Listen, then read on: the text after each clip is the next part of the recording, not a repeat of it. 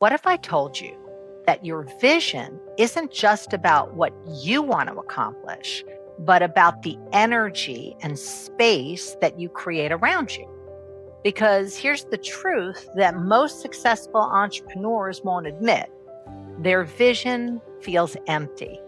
It's checking boxes, hitting milestones, reaching goals, but it's leaving them and everyone around them feeling disconnected to a degree. I have been coaching high performing entrepreneurs and founders for almost 39 years now, and I've seen this pattern consistently. You've built something, it's impressive on paper, but when you walk into your own success, it somehow feels shallow or hollow. Goals are getting met, but you're not fulfilled. And deep down, something's missing, but you can't put your finger on it. Sound familiar? This isn't about adding more goals to your list at all. It's about fundamentally shifting how you approach the world of vision so that it becomes a force of connection and contribution. And for those of you who have been following my work in transformative coaching for a while, you know that I don't deal in theory. I have spent 39 years in business, and I have seen what works and what doesn't. So when I tell you that this shift in how you think about vision will completely shift everything, I am speaking from decades of personal experience as well as my experience in working with other people to transform their entire approach to success. Your vision is probably self-focused, and that's why it isn't working. So let me be direct with you. Most visions are just sophisticated goals or to-do lists dressed up in inspiring language. They're about what you want to achieve, what you want to build, what you want to become. But here's the problem with that. Self-focused visions don't inspire anyone, including you ultimately. I see this constantly with my clients. They'll come to me saying things like, I want to build a 7-figure business, or I want to be the leading expert in my field. These, first of all, aren't visions. They're more like personal goals or ambitions. And personal ambitions, no matter how big, create a ceiling, a lid on your ultimate impact. Just last month, I was working with one of my clients and they had this exact breakthrough. She had set a goal of reaching 1 billion people with her message. 1 billion people is impressive, right? It's quite a number. But through our work together, she realized that she realized something so profound because her vision was really a goal. And the heart of her vision really wasn't about the number, it was about connection for people. The moment she made that shift, her entire approach transformed. Her whole team became focused on connection, deeper connection. And ironically, she started reaching more actual people than ever before because she was going top down, not bottom up. Studies on collaborative spaces have shown us something actually fascinating about this. The most successful collaborative environments are not designed around individual achievement. Seems obvious. They're designed around what happens between people, the experience. As one study put it, the shared workplaces empower professionals to contribute both to individual growth and overall corporate success by exchanging skills and experiences. So, when your vision is about connection and contribution instead of a personal goal or gain, it stops being something you have to push on people and starts becoming something that pulls people in naturally. The spatial vision framework, which creates environments, not just goals. So, what exactly is a spatial vision? Okay, vision is not just a set of goals or to dos, it's not just about checking boxes of milestones. It's about the experience that you generate, not just for you, but for all people. What is the experience or the space that you are creating? I call this a spatial vision.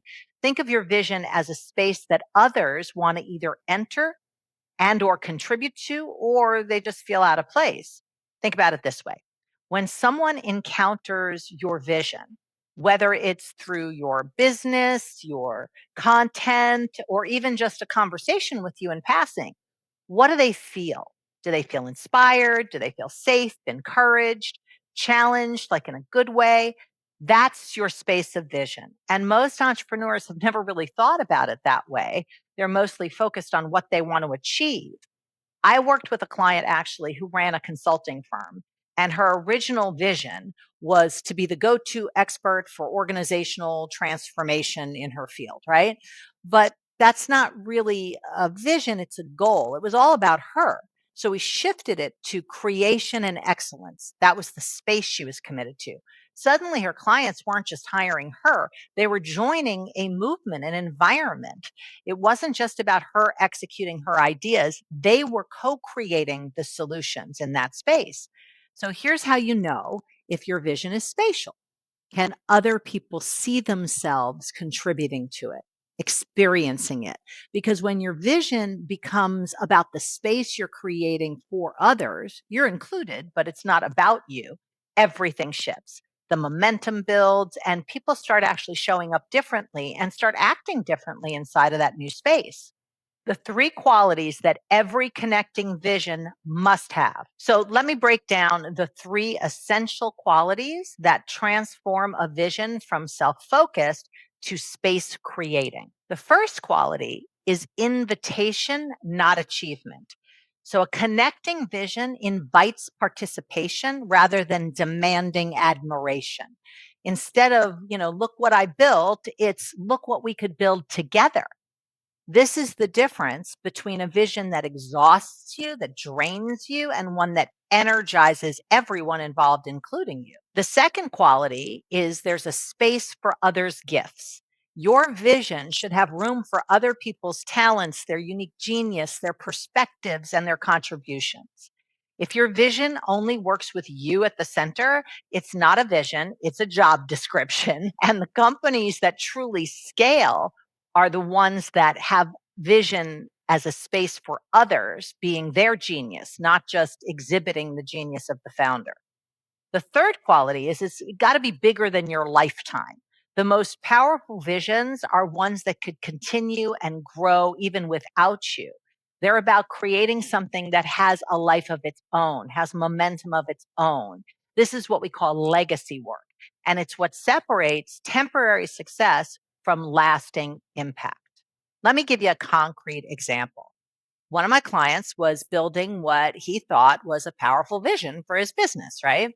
He wanted to impact millions of lives. Okay, that's actually a goal, not a vision. But when we actually examined it closer, everything revolved around him and his expertise and his methods and his presence. He had to be there.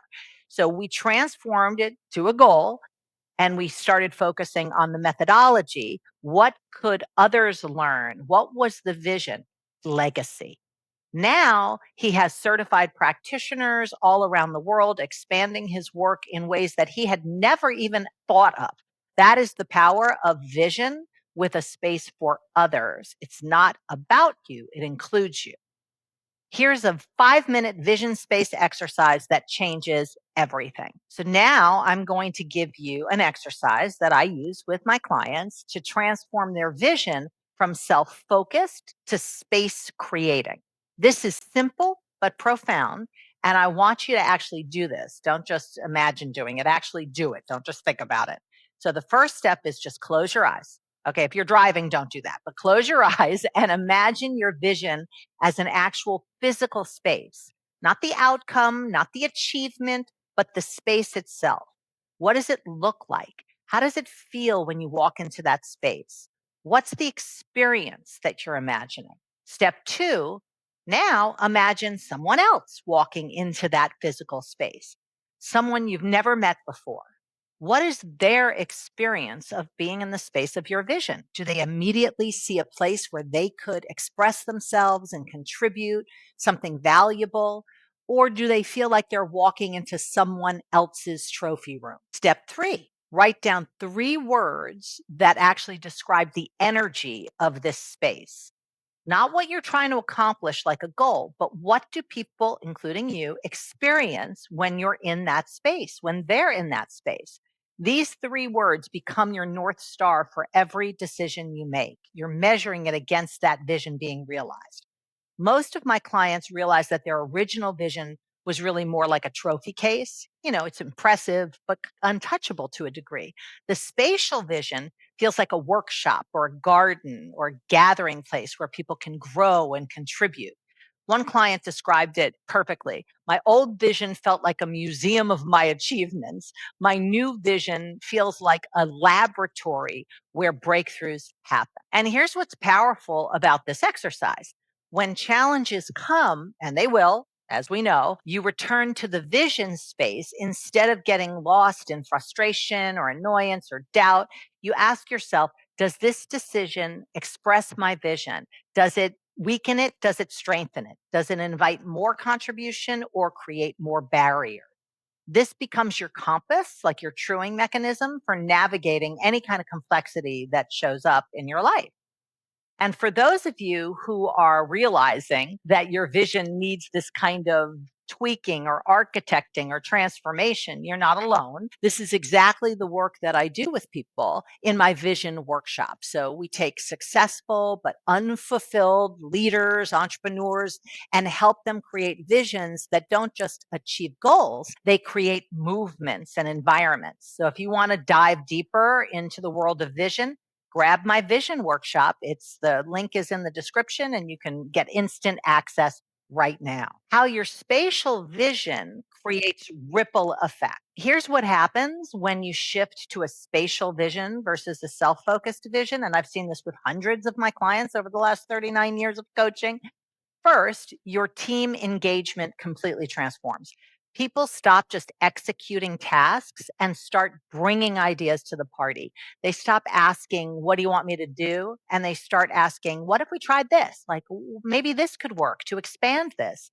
And second, your clients or your customers shift from a transactional relationship to you to a transformational relationship. They're not just buying a product or service from you, they are joining something bigger. They actually become advocates, contributors, co creators of the vision itself. And third, and this is the part that surprises most entrepreneurs, is you actually achieve more of your personal goals than you did before. I know that's crazy, right?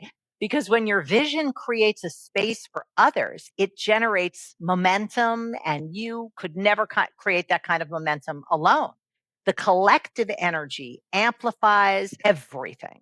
I actually had a client who was struggling to scale their business past like a certain point. And, they were brilliant. They worked incredibly hard. They kept hitting the same ceiling, the same number every year. And when we shifted the vision from I help entrepreneurs succeed to fulfillment and satisfaction as the space, which included them, it included them, but it wasn't about them, everything changed. And within 6 months, her revenue doubled, but more importantly, she was actually working less hours and enjoying what she was doing more. Why? Because her vision was no longer dependent on her effort alone. This is what I mean by a spatial vision, creating ripple effects. When you stop trying to be the sun that everything revolves around and instead become the space where amazing things happen, the entire dynamic shifts. You move from pushing to evoking, from exhaustion to energy, from isolation to connection. So here's what we've covered today.